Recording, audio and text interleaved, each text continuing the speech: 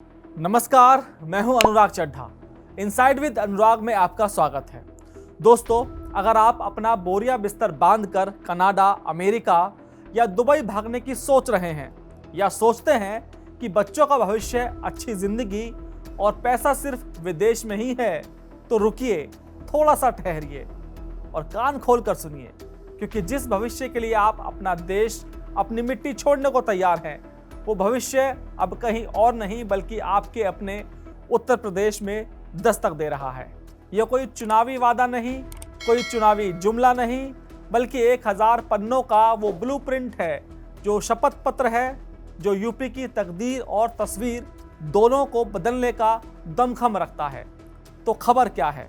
खबर है योगी सरकार का मिशन 2047, एक ऐसा विजन डॉक्यूमेंट जो उत्तर प्रदेश को अगले 23 सालों में वहां खड़ा करने का इरादा रखता है, जहां आज दुनिया के बड़े बड़े विकसित देश खड़े हैं। लेकिन बड़ा सवाल यह है कि ये सब होगा कैसे? सिर्फ सपने देखने से तो तकदीर नहीं बदलती। तो चलिए आज इस सपने के पीछे की ठोस रणनीति और जमीनी प्लान को परत दर परत समझते हैं। सोचिए, एक ऐसा उत्तर प्रदेश जहां गरीबी शब्द सिर्फ इतिहास की किताबों में मिले, जहां कोई हाथ फैलाने पर नहीं बल्कि हाथ से काम करने पर मजबूर हो। प्रदेश में मौजूदा योगी सरकार का भी यही सपना है। इसलिए सरकार का लक्ष्य है उत्तर प्रदेश को $1 ट्रिलियन से भी ज्यादा की अर्थव्यवस्था बनाना। जानते हैं ये कितना है? आज के पाकिस्तान की कुल अर्थव्यवस्था से 3 गुना ज्यादा, यानी कि एक राज्य की अर्थव्यवस्था एक देश से 3 गुना ज्यादा। लेकिन सवाल फिर वही कि आखिर होगा कैसे? तो मैं आपको बता दूं कि सबसे पहला और सबसे बड़ा कदम है आर्थिक आत्मनिर्भरता। सीधी भाषा में कहें तो अब किसी के आगे हाथ नहीं फैलाना। आज अपनी जीएसडीपी का लगभग 30% कर्ज में डूबा है। इसे घटाकर 20% पर लाने का लक्ष्य है। जैसे एक समझदार परिवार पहले अपना कर्ज चुकाता है, वैसे ही उत्तर प्रदेश अपनी कमर सीधी कर रहा है। अभी राज्य की कमाई का सिर्फ 40% हिस्सा अपने टैक्स जैसे जीएसटी, एक्साइज से आता है। बाकी के लिए केंद्र पर निर्भर रहना पड़ता है। इस निर्भरता को खत्म किया जाएगा। लक्ष्य है अपनी कमाई को 60% तक ले जाना। टैक्स चोरी रोकने के लिए पहली बार आर्टिफिशियल इंटेलिजेंसी यानी कि एआई और डिजिटल टेक्नोलॉजी का इस्तेमाल करना। हर एक रुपए का हिसाब रखा जाएगा।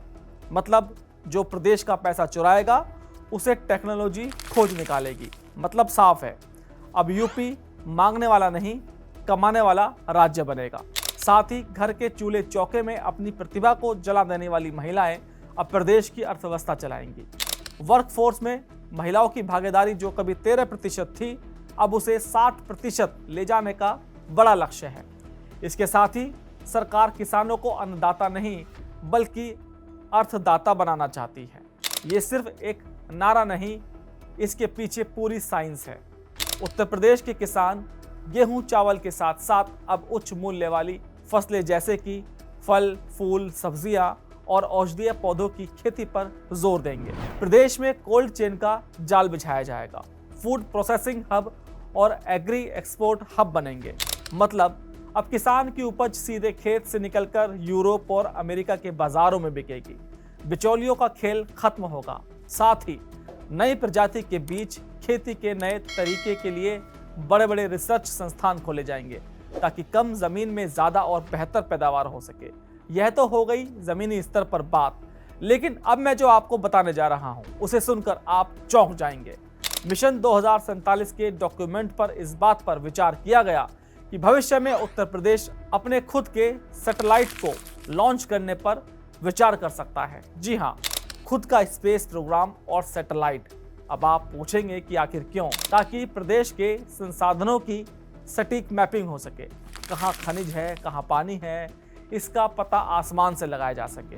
बाढ़ और सूखे जैसी आपदाओं की जानकारी पहले से ही मिल जाए और अर्बन प्लानिंग सैटेलाइट की निगरानी में हो, यानी वर्तमान भी सुरक्षित और भविष्य भी। दोस्तों, अगर देखा जाए तो यूपी बहुत बड़ा राज्य है, इसलिए एक ही लाठी से सबको नहीं हाँका जा सकता। सरकार ने प्रदेश को 4 हिस्सों में बांटकर विकास की माइक्रो प्लानिंग की है। बुंदेलखंड, जो हमेशा सूखा और पिछड़ेपन का प्रतीक था, अब वो डिफेंस कॉरिडोर और सोलर पार्क से देश की सुरक्षा और ऊर्जा का केंद्र बनेगा। पश्चिमांचल, ये जेवर एयरपोर्ट फिल्म सिटी और ग्लोबल टेक हब के साथ साथ भारत का सबसे मॉडर्न और ग्लोबल इलाका बनेगा। पूर्वांचल, जो पलायन के लिए बदनाम था, वहां श्री राम जन्मभूमि तीर्थ क्षेत्र, बुद्धा ट्रेल और इंटरनेशनल स्टेडियम के साथ सांस्कृतिक और आध्यात्मिक राजधानी के रूप में उभरेगा। मध्यांचल, यानी कि लखनऊ और आसपास के इलाके, यहाँ AICT, लेदर पार्क और ड्रोन रोबोटिक्स हब बनेगा, जो भविष्य की टेक्नोलॉजी का केंद्र होगा। उत्तर प्रदेश हमेशा से एक सोया हुआ शहर था, जिसके पास सब कुछ था। गंगा यमुना का मैदान, अकूत प्राकृतिक संपदा, दुनिया की सबसे बड़ी युवा आबादी और हजारों साल की विरासत।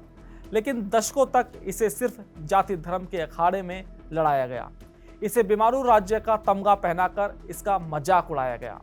हमारे स्वाभिमान को कुचला गया। लेकिन अब जो हो रहा है वो सिर्फ विकास नहीं, वो एक मानसिकता का बदलाव है। जब एक राज्य अपना कर्ज कम करके अपनी कमाई बढ़ाकर अपने दम पर खड़ा होने की बात करता है, तो ये आर्थिक आंकड़ा नहीं, ये आत्मसम्मान की घोषणा होती है। जब वो किसान को दुनिया के बाजार से जोड़ने और अपना सैटेलाइट का सपना लॉन्च करने का देखता है, तो ये सिर्फ विकास नहीं, ये अपनी क्षमताओं पर अटूट विश्वास होता है। ये अपनी जड़ों से जुड़कर आसमान छूने की जिद है। ये प्लान सिर्फ आर्थिक नहीं, ये सांस्कृतिक पुनर्जागरण का भी प्लान है। जब श्री राम जन्मभूमि और बुद्धा ट्रेल के विकास की बात होती है, तो ये सिर्फ पर्यटन नहीं, ये अपनी विरासत पर गर्व करने का भी प्लान है। जब नदियों को जोड़ने की बात होती है, तो ये सिर्फ बाढ़ नियंत्रण नहीं, ये अपनी प्रकृति को साधने का पुरुषार्थ भी है। ये विजन उस सुप्त अहंकार को जगाने की कोशिश है, यानी अहंकार अपनी पहचान का, अहंकार अपनी क्षमता का, अहंकार अपने उत्तर प्रदेशी होने का। तो 2047 का उत्तर प्रदेश कैसा होगा? वो कर्जदार नहीं, वो कर्ता होगा। वो पिछलग्गू नहीं, अगुवा होगा। वो पलायन का केंद्र नहीं, आकर्षण का केंद्र होगा। ये विजन सिर्फ एक सरकार का नहीं, बल्कि 25 करोड़ लोगों के सपनों का दस्तावेज है। कुछ लोग इसे असंभव कहेंगे, कुछ मजाक उड़ाएंगे, लेकिन याद रखिएगा, जब भगीरथ गंगा को धरती पर लाने वाले थे, तब भी दुनिया उन पर हंसी थी। लेकिन आज उन्हीं की वजह से करोड़ों लोग गंगा मैया के दर्शन कर पाते हैं। दोस्तों, उत्तर प्रदेश के मिशन 2047 को लेकर मेरा विश्लेषण कैसा लगा, कमेंट बॉक्स में ज़रूर लिखकर बताइएगा। साथ ही साथ मेरे चैनल को सब्सक्राइब करना ना भूलिएगा। फिर आपसे मुलाकात होगी दोस्तों नई खबर के साथ। नमस्कार।